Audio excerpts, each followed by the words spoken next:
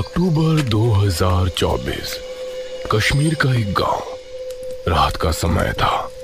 बूढ़े दादा और दादी के बीच कुछ बच्चे आग के सामने बैठे आग ताप रहे थे। दादाजी हमें कोई कहानी सुनाइए ना। ये सुनकर दादा ने बच्चों की तरफ देखा। बच्चों, आज के जमाने में जहाँ बच्चे मोबाइल फोन में लगे रहते हैं, वहाँ तुम मुझसे कहानी सुनाने की बात कर रहे हो। दादाजी, जो कहानियाँ इंटरनेट पर होती हैं वो तो हमने बहुत सुनी है। आज आप कुछ सुनाइए ना। ये सुनकर दादा ने कुछ सोचा और फिर कहानी सुनाना शुरू किया। कमलेश और गोमती दोनों की शादी को कुछ ही दिन गुजरे थे, लेकिन उनके बीच कुछ भी अच्छा नहीं चल रहा था। उनके बीच बहुत लड़ाई झगड़े हुआ करते थे और उस रात कमलेश गोमती को उसके मायके छोड़ने जा रहा था।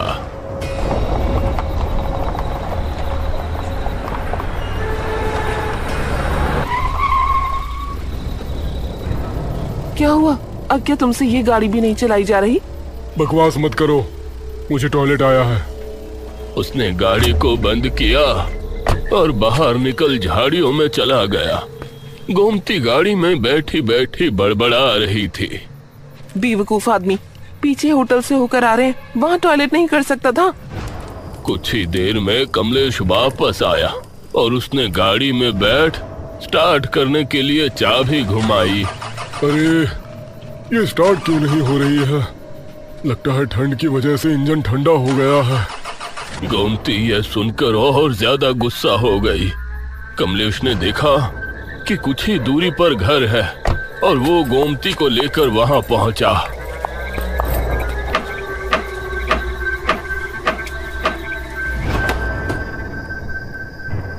अरे बच्चों, कौन हो तुम लोग?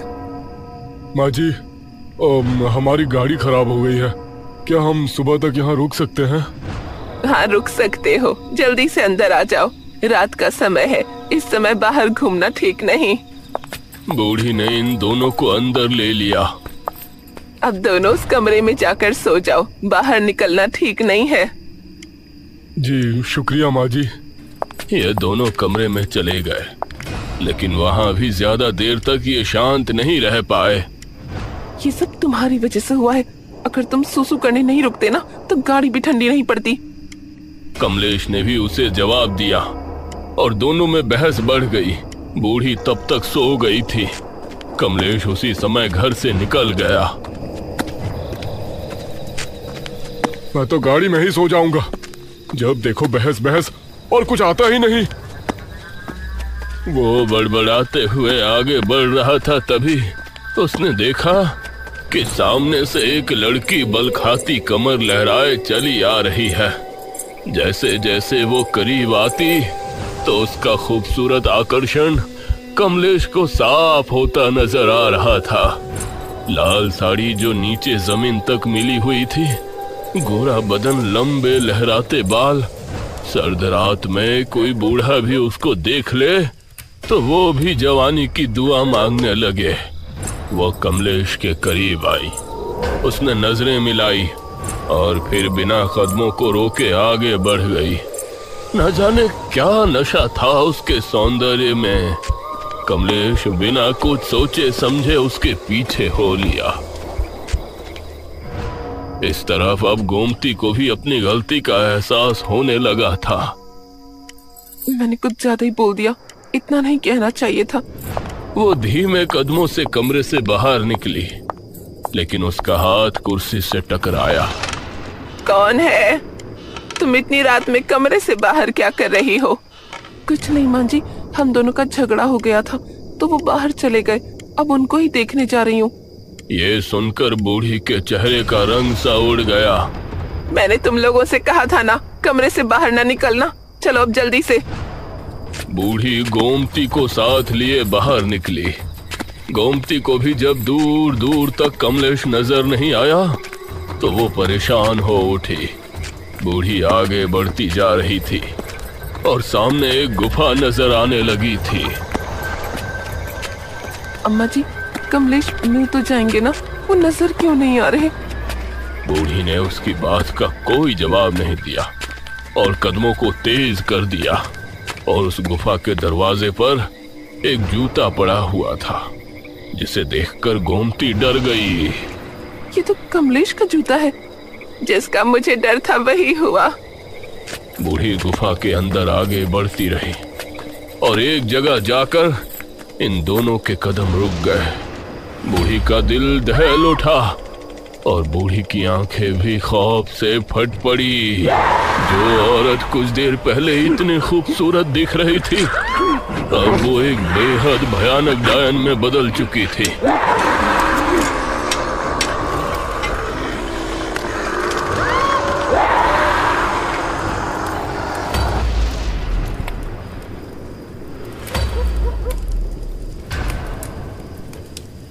दादाजी, वो भयानक डायन कौन थी?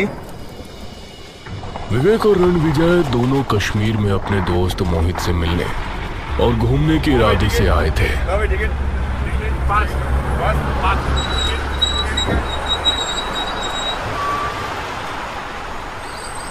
बस स्टॉप पर रुकी तो वहां पहले से ही इनका दोस्त मोहित खड़ा हुआ था। अरे मोहित, कैसा है भाई? आ गए तुम लोग? बहुत याद किया यार मैंने तुमको। वो इन दोनों को अपने घर ले गया।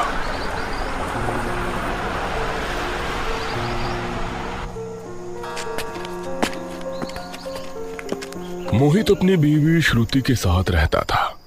सभी ने साथ में डिनर किया और फिर अपनी पुरानी यादों को ताजा करते हुए बातें करने लगे। तीनों एक दूसरे से कई दिनों बाद मिले थे, इसीलिए देर रात तक ये बातें करते रहे। अगले दिन ये तीनों एक साथ घूमने निकले और पूरा दिन इन्होंने घूमने में ही निकाल दिया।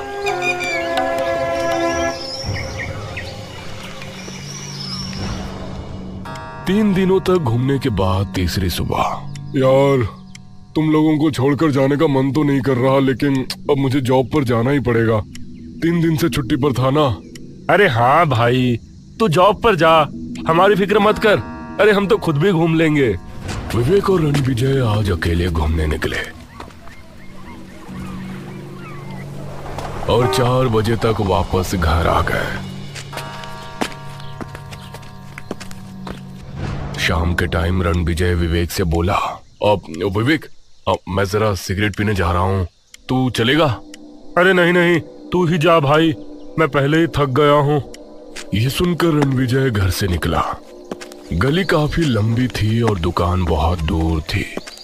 वो तेज तेज कदमों के साथ रवाना हो गया। कितनी ठंड है यहाँ। ये लोग हमेशा यहाँ कैसे रहते हैं?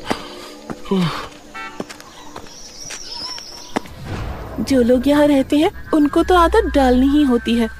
उस आवाज को सुनकर रणविजय ने सामने देखा। एक खूबसूरत लड़की जिसके लंबे बाल थे, उसने नीली लंबी साड़ी पहनी हुई थी। वो बस स्टॉप पर खड़ी थी। जी सही कहा आपने। इस पर लड़की ने कोई जवाब नहीं दिया। वैसे आपका नाम क्या है? क्यों, नाम जानकर आपको क्या करना है? तभी वहां एक बस आकर रुकी। वो लड़की मुस्कुराई और बस में चढ़ गई। रणविजय वहीं खड़ा खड़ा रह गया। उसने जल्दी से मोबाइल में टाइम देखा। 6:30। हो सकता है ये कल भी यहां आए।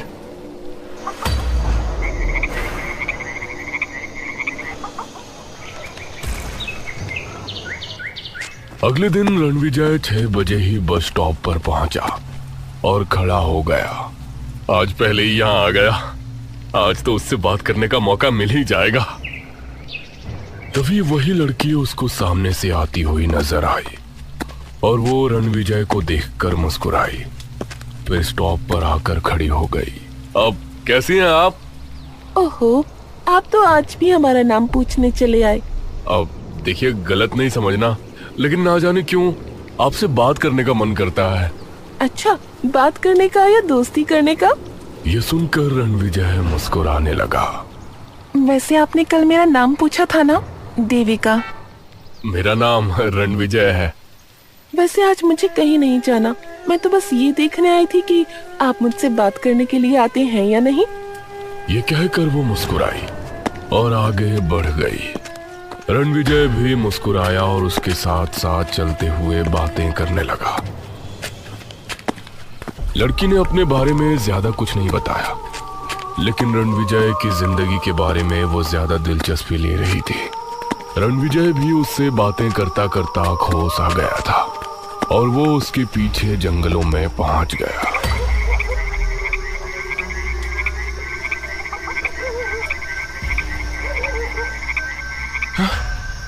अरे मैं यहाँ कैसे आ गया? मैं तो देविका के साथ था।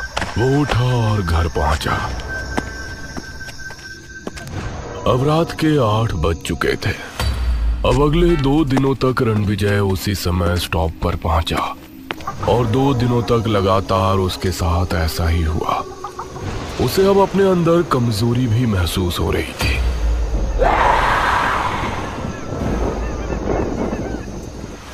इसलिए जब चौथे दिन वो देविका से मिला तो उसने उससे ये बात कह डाली। देविका, मुझे एक बात पूछनी थी। मैं रोजाना तुमसे मिलता हूँ और फिर तुमसे बात करते करते ना जाने कहाँ खो जाता हूँ, और जब होश आता है तो मैं उसी बस स्टॉप पर होता हूँ। ये सुनकर देविका को गुस्सा आ गया। तुम कहना क्या चाहते हो? बोलो। क्या मैं तुम पर कोई काला जादू कर रही हूँ? अरे मैं तो बस ऐसे ही। मैं जा रही हूँ, कल अगर मिलना हो तो आ जाना। मुझे तुमसे बात करना बहुत अच्छा लगता है, बस यही एक वजह है।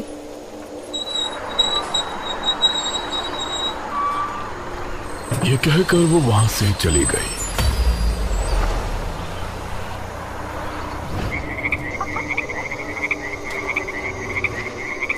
उस रात डिनर के समय विवेक रणविजय से बोला, अरे रणविजय, तुझे क्या हो गया यार? तू कमजोर होता जा रहा है। रोजाना शाम को बिना बताए कहाँ चला जाता है और 2-3 घंटे पहले तू वापस भी नहीं आता। आखिर क्या चल रहा है? अरे अब तुम लोगों से क्या छिपाना। एक लड़की है, अब देविका, मेरी दोस्त बनी है। ओहो, तो लड़की का चक्कर है। ये किस फ्रेंड की बात कर रहे हैं? अब भाभी जी, वो एक लड़की है, बस स्टॉप पर रोजाना मिलती है मुझसे, बहुत बातूनी है। ये सुन श्रुति ने मोहित की तरफ देखा और बोली, कहीं वो लड़की तुमको अपने साथ किसी जंगली इलाके में तो लेकर नहीं जाती?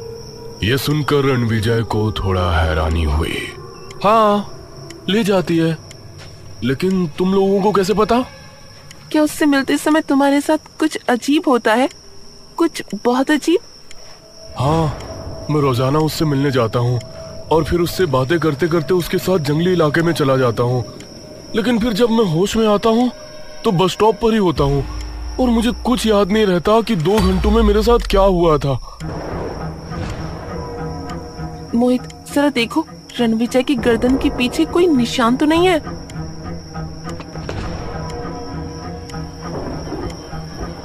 तभी मोहित ने उसकी गर्दन के पीछे देखा तो पाया वहां 2 निशान थे। हाँ जान, यहाँ 2 निशान है, जैसे किसी ने दांत मारे हो। जिसका डर था वही हुआ।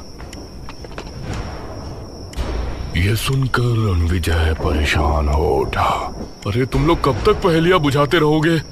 कुछ बोलोगे भी कि मेरे साथ क्या चल रहा है? ये कश्मीर है, जिसे धरती का स्वर्ग कहा जाता है। हर एक जगह खूबसूरत वादी, खूबसूरत बड़े बड़े पहाड़।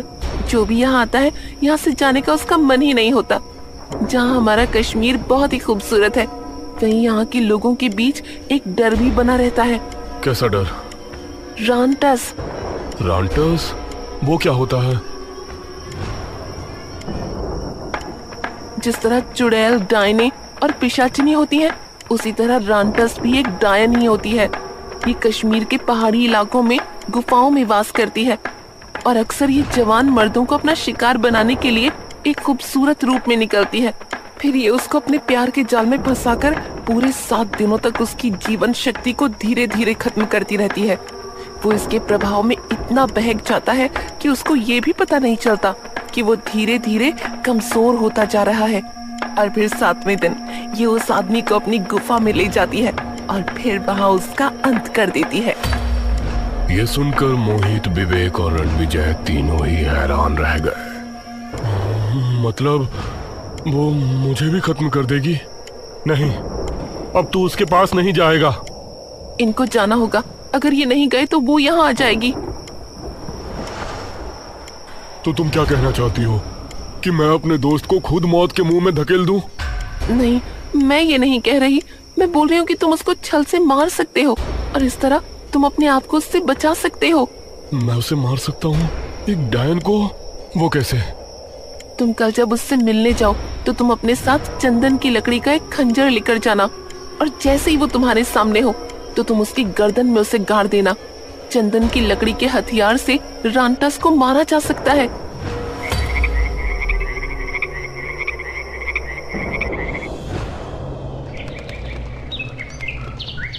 रणविजय अगले दिन शाम के समय जब निकल रहा था तो श्रुति ने उसे एक लकड़ी का खंजर दिया। तो हिम्मत से काम लेना। हाँ, मुझे ये करना ही पड़ेगा। रणविजय ने खंजर को अपनी जैकेट में छिपाया।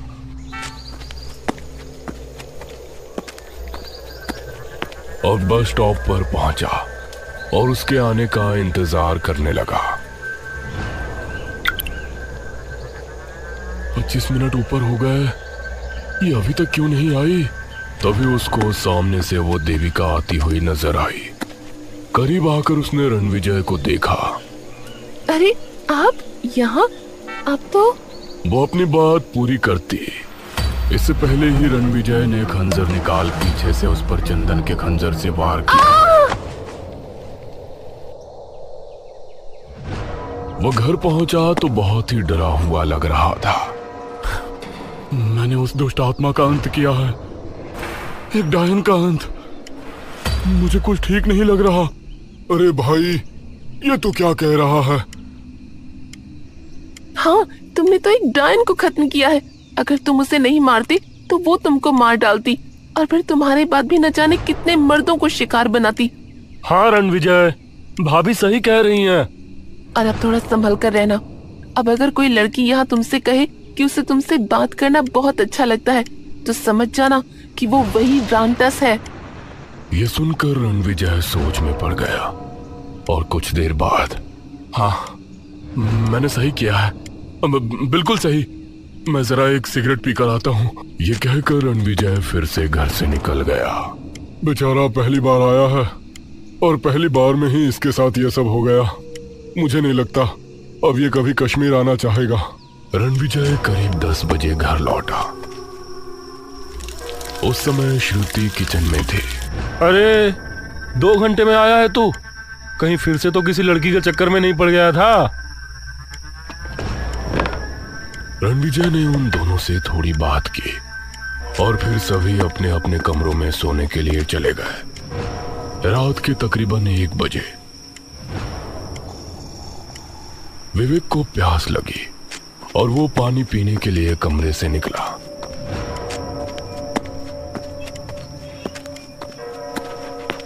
तभी उसने श्रुति को सामने देखा। भाभी जी, आप? इस पर श्रुति उसको देखकर मुस्कुराई। उसकी आंखें लाल लाल चमकने लगी। उसके दांत और नाखून डरावने रूप में बदल गए और वो रांटस के रूप में आ गई।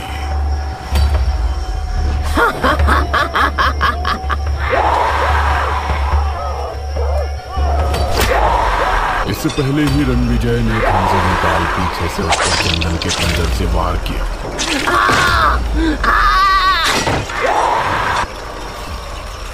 वो बुरी तरह चीखने चिल्लाने लगी और जमीन पर गिरकर कसमसाने लगी और इन तीनों को हैरानी भरी निगाहों से देखने लगी।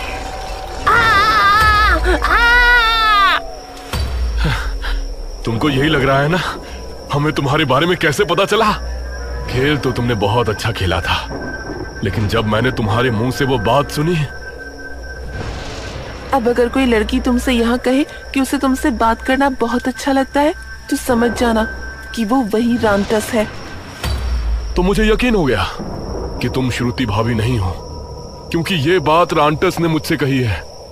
ये मैंने आप में से किसी को नहीं बताया था। मैं उसी समय घर से निकला और उसे लेकर मैं एक तांत्रिक के पास पहुंचा।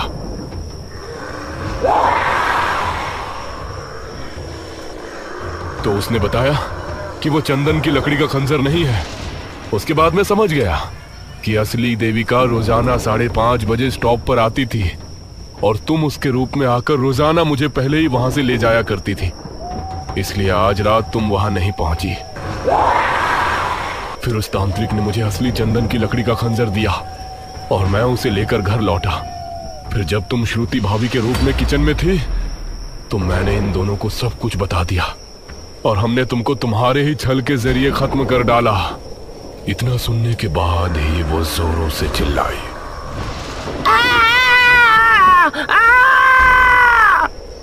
और फिर खत्म हो गई। अब जल्दी से श्रुति को ढूंढो, वो यहीं कहीं होगी। इन्होंने श्रुति को ढूंढा तो वो स्टोर रूम में इनको सही सलामत मिली।